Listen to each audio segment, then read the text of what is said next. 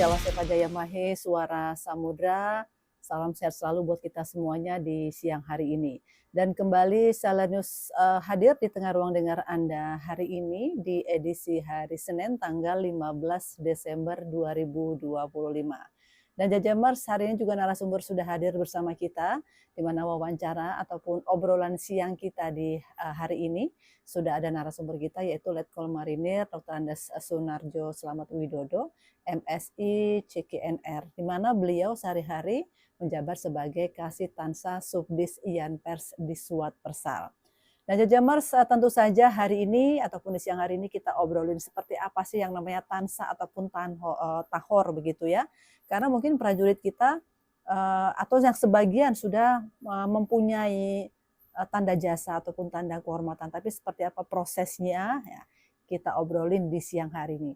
Dan sebelumnya kita akan sapa dulu narasumber kita di siang hari ini. Selamat siang Pak Sunarjo. Alhamdulillah.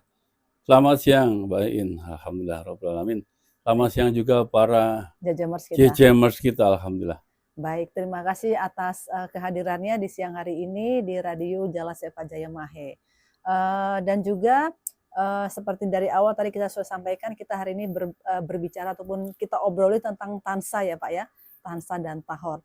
Tapi sebelumnya kita juga mau menanyakan Pak Sunarjo kan di Subdisian Pers, mungkin juga personel kita ataupun prajurit kita ini ingin tahu nih, Subdisian Pers itu bagian dari dari bidang yang mana dari Diswat Persal ini sendiri? Karena kan banyak bidang-bidang ya yang ada di Subdisian Pers. Monggo Pak. Terima kasih Ibu. Kami kebetulan ada di Diswat Persal, ya. Dinas Perawatan Personel Angkatan Laut, yang di dalamnya membawa 4 subdis, yaitu yang pertama Subdisian Pers di tempat kami, kemudian Subdis Binmus, pembinaan musik untuk Angkatan Laut Indonesia, kemudian Subdis Hakpes, haknya seluruh anggota prajurit Angkatan Laut Indonesia, dan satu lagi Subdis Jas atau jasmani dan pembinaan olahraga di seluruh Angkatan Laut. Ya. Kebetulan kami ada di bagian salah satu seksi di Subdisian Pers, yaitu salah satu subdis yang membantu Bapak Kadis di bidang pelayanan kesehatan, pelayanan dan perawatan personel Angkatan Laut. Ada 3 seksi, yaitu seksi Tansa seperti yang kami laksanakan sekarang ini, kemudian seksi Hakpes tentang jabatan, tentang tunjangan jabatan, tentang segala macam yang berkaitan dengan pelayanan personel Angkatan Laut. Kemudian yang ketiga tentang K3, ini juga belum lama terbentuk karena K3 ini ternyata diperlukan untuk seluruh kematraan maupun ke seluruh infrastruktur yang ada di Indonesia itu perlu K3 tentang bagaimana keselamatan, bagaimana dan kaitannya dengan lingkungannya supaya aman, nyaman, dan aman demikian. Tapi yang kami laksanakan sekarang ini adalah di bagian salah satu seksi tanda jasa Kasih Tansa yang kami jabat sampai dengan sekarang ini berkaitan dengan tanda jabatan, dengan tanda kehormatan yang diberikan oleh negara, karena memang diatur oleh undang-undang, semua yang berhak mendapatkan tanda penghormatan, tanda kejaksaan, tanda jasa, itu sudah diatur oleh negara, seperti sesuai undang-undang. Oleh karena itu, di tingkat bawah, secara berjenjang dan berlanjut, akan kita usulkan dari mulai satelit ke bawah, kemudian terus sampai ke di tempat kami di Angkatan Laut, kemudian dari Mabes TNI Angkatan Laut kita tingkatkan, usulkan ke Mabes TNI, dari Mabes TNI ke seluruh matra kita kirimkan pengusulannya ke Kementerian Pertahanan. Setelah itu baru ke Setmil Pers. Setmil Pers ini salah satu badan atau suatu instansi yang ditunjuk oleh Bapak Presiden untuk mengkumpulir semua dari keseluruhan baik kementerian maupun dari hal-hal yang sifatnya mendukung kesiapan warga negara yang mendharma baktikan untuk negara dan NKRI yang kita cintai ini. Demikian. Baik, Ibu. Jadi secara berjenjang begitu ya, untuk ini.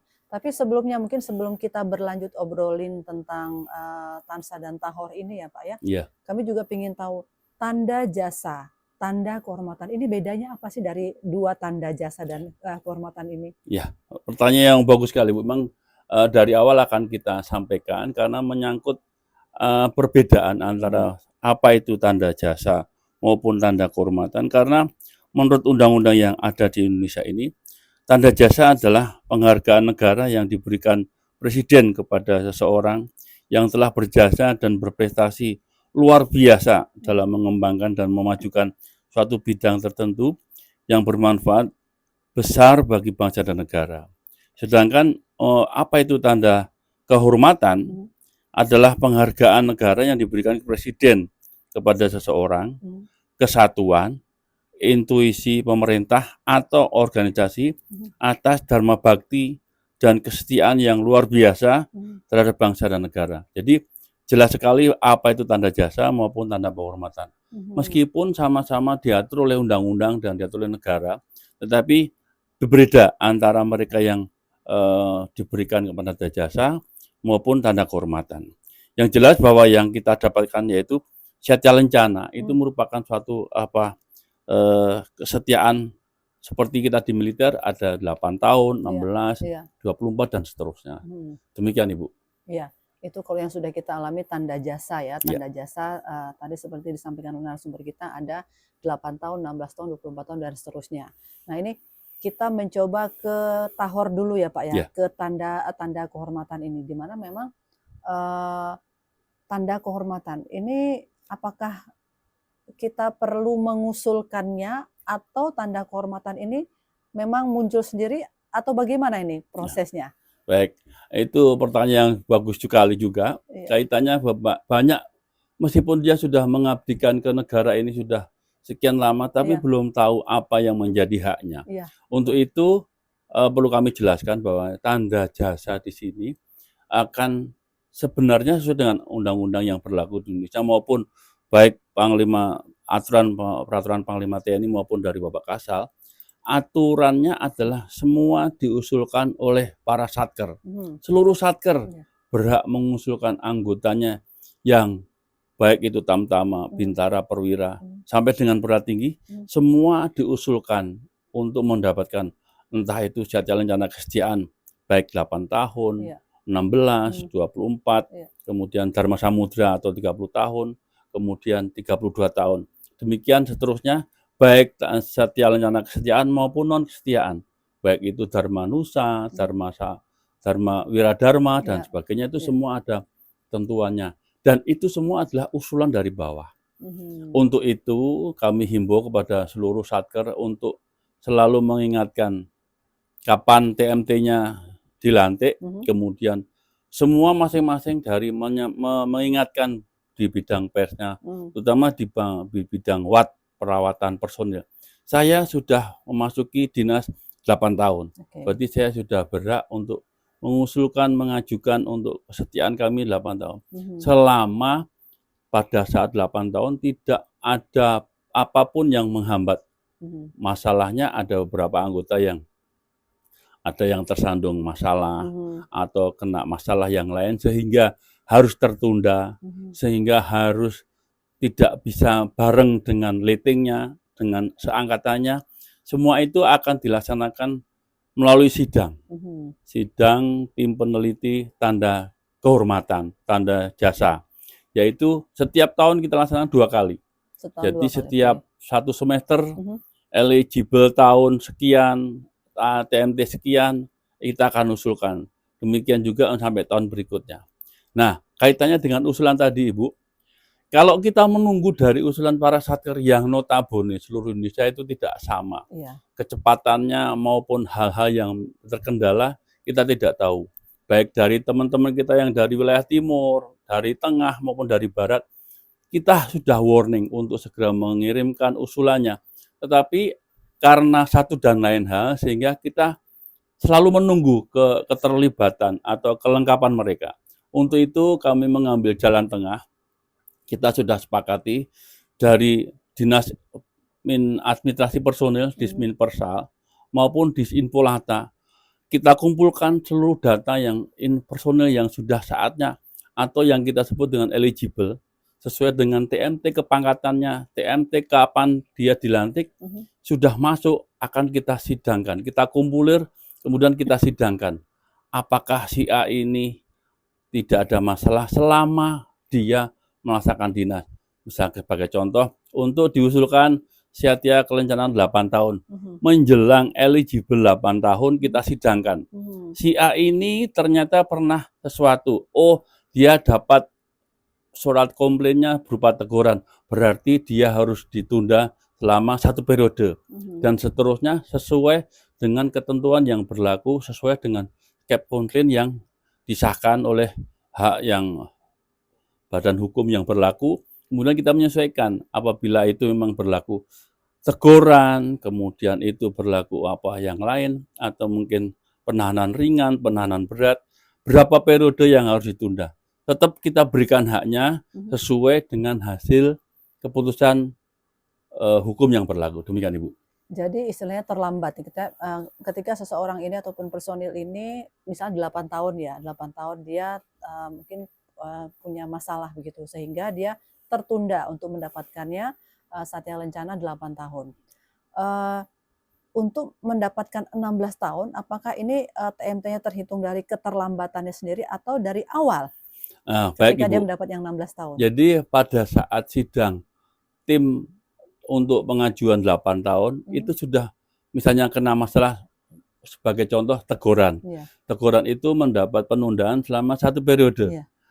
Pada saat teman-temannya satu angkatan mereka diusulkan 8 tahun dan mereka turun udah 8 tahun, si A yang bersangkutan yang terkena masalah akan tertunda selama 1 periode. Karena begitu 1 periode kita usulkan, penundaan 1 periode akan kita majukan. Sehingga dia turunnya tidak akan bersamaan dengan teman-temannya. Hal ini akan berkaitan dengan kelanjutannya. TMT-nya untuk usulan 16 tahun itu dihitung pada saat dia menerima Satya Lencana 8 tahun. Jadi akan tidak sama dengan angkatannya atau barengannya atau istilahnya lettingnya. Dia akan juga akan bertambah 1 periode karena ada penyelesaian masalah tadi. Demikian, Ibu. Baik. Terima kasih informasinya. Jadi kita tahu nih bahwa orang-orang ataupun personel ataupun prajurit kita yang mendapatkan Satya Lencana ketika mereka terlambat, jadi untuk seterusnya mereka juga akan istilahnya tidak sama dengan rekan-rekan seangkatannya. Akan selalu ketinggalan dengan teman. Akan selalu ketinggalan begitu. Iya. Nah, kemudian kalau kita lihat ini untuk ini cara mendapatkan Satya Lencana Kesetiaan ini apa saja nih? Bagaimana cara mendapatkannya? Atau misalnya mungkin dia punya peristiwa Satya Lencana peristiwa penugasan barangkali ya. Ini kan mungkin beda dengan Satya Lencana yang rutin begitu. Ini bagaimana cara untuk mendapatkan? Apakah harus tetap pengajuan lagi dari awal atau secara otomatis atau bagaimana ini? Nah, baik, Ibu. Pertanyaan yang bagus sekali. Jadi untuk Satya Lencana kita bedakan dengan Satya tanda jasa non kesetiaan. Jadi kalau Satya Lencana ini yang dari mulai 8 tahun, kemudian 16, 24, 30 atau Dharma Samudra, kemudian 32, itu adalah akan otomatis kalau memang yang bersangkutan tidak ada masalah. Kemudian sesuai dengan jenjang kedinasannya akan kita usulkan. Tapi selain dari Satya Lencana tadi, di luar itu atau non Satya Lencana itu ada Dharma Wiradharma, ada Dharmanusya untuk di tempat perbatasan, kemudian di daerah konflik, itu semua akan kita usulkan sesuai dengan apa yang menjadi penugasan. Jadi dasarnya adalah surat perintah penugasan. Jadi pada saat mereka melaksanakan penugasan, misalnya di daerah atau Pulau terluar misalnya, atau di daerah perbatasan, surat keterangan atau surat perintah melaksanakan tugas itu disertakan dengan siapa, yang tertua siapa, anggotanya siapa saja. Sehingga terhitung mulai tanggal mereka dinas sampai melaksanakan dinas. Karena ada aturannya 60 hari secara berturut-turut atau 120 hari tidak berturut-turut Hmm. akan mendapatkan, kalau kita akan usulkan untuk menerima tanda kehormatan selain tanda Satya Lencana. Rencana. Demikian Ibu. Baik. Berarti ini untuk mereka yang mungkin penugasan. Ya. Ini berlaku untuk dalam di luar negeri juga atau bagaimana ini? Ya, kalau untuk penugasan ini yang biasa, terutama untuk mereka yang akan berangkat, terutama yang dalam negeri kita utamakan. Kalau Satya Lencana yang atau kehormatan yang dari luar negeri, kita diberikan tembusan bahwasanya dia berhak menyandang tanda kehormatan dari luar negeri digunakan di ketentaraan Indonesia. Demikian. Jadi tidak ada perbedaan antara Satya Lencana karena penyusunannya sudah kita atur di susunannya, tanda kesetiaan atau tanda jasa di dalam negeri maupun luar negeri itu sudah ada urutannya. Dalam negeri, kemudian luar negeri dulu, baru dalam negeri dan seterusnya sampai yang tertinggi. Demikian Ibu. Untuk pengajuan mungkin penugasan yang di luar negeri, penugasan luar negeri ini hampir sama dengan pengajuan untuk dalam negeri juga atau ya, jadi kami bisa tahu, bisa kita ajukan untuk usulannya itu berdasarkan surat penugasan. Surat perintah untuk melaksanakan penugasan itu dicantumkan untuk sebagai usulan kami untuk ke jenjang lebih tinggi. Dalam hal ini, anggota Angkatan Laut yang ada di seluruh Indonesia yang bergerak dalam penugasan dalam negeri maupun luar negeri, disertakan akan kita ajukan untuk ke tingkat lebih tinggi, baik Mabes TNI, Kementerian Pertahanan, sampai dengan Setminpres. Demikian Ibu. Baik. Kemudian kita juga menanyakan ya untuk personil mungkin yang di daerah-daerah begitu ya Pak ya.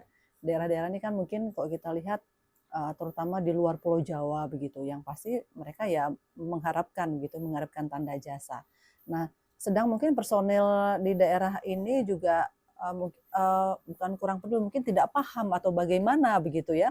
Ini bisa diproses langsung juga atau tanda jasanya atau bagaimana, ataukah memang tetap perlu usulan lagi atau bagaimana nih prosesnya? Untuk rekan-rekan yang berdinas di luar ya. Memang kepedulian dari satuan yang memberikan penugasan itu akan menjadikan perhatian buat mereka, teman-teman kita yang sedang berdinas di luar. Mohon maaf, sekarang sudah dibuat komando daerah Angkatan Laut. Daerah yang jangkauannya yang kami tahu lebih luas, itu akan lebih perhatian, terutama mereka-mereka yang di bidang personal.